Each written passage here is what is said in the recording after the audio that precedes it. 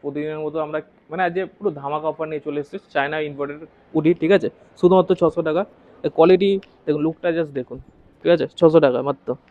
দেখুন নিজে একটা অর্ডার করে আছে, এই একটা কালার দেখুন ব্ল্যাকের ওপরে, কালেকশন একদম লিমিটেড কালেকশন। আর এটা হচ্ছে একদম ধামাকা অফার, 750 টাকা, চায়না ইম্পোর্টেড রিভার্সেবল জ্যাকেট।